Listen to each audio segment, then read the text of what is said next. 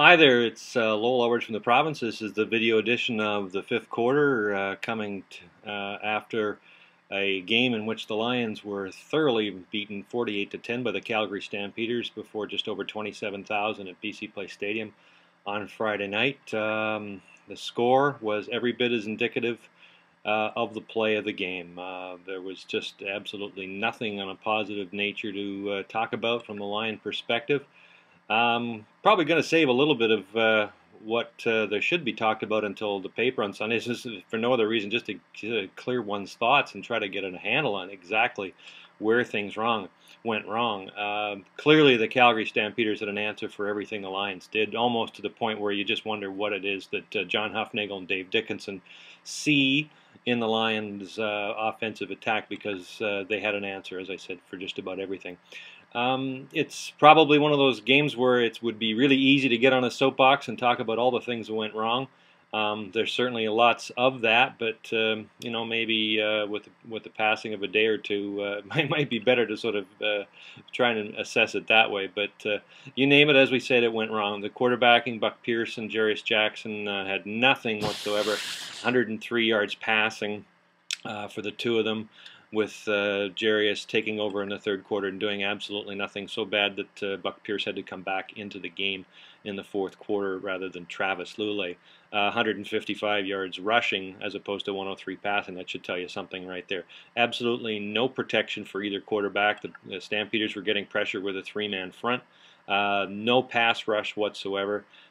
Really damaging was the play of special teams. The Lions were just chronic losers in the field position battle. They had turnovers on special teams, and the penalties just absolutely decimated them.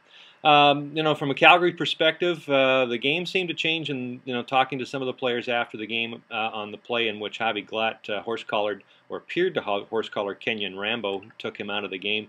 The Stampeders naturally thought after the game there should have been a penalty, and it's hard to see just exactly why they wouldn't have a case just off the original first look. That play seemed to energize Calgary. Not that they needed much energizing in a game like this. They thoroughly dominated, even though Henry Burris only had 163 yards passing, yet he had 3 touchdowns. As I said, there's so many things that go wrong in a game like this. We mentioned the defensive pass rush was just not there. The offensive protection just not there. Injury-wise, it didn't seem to be too much.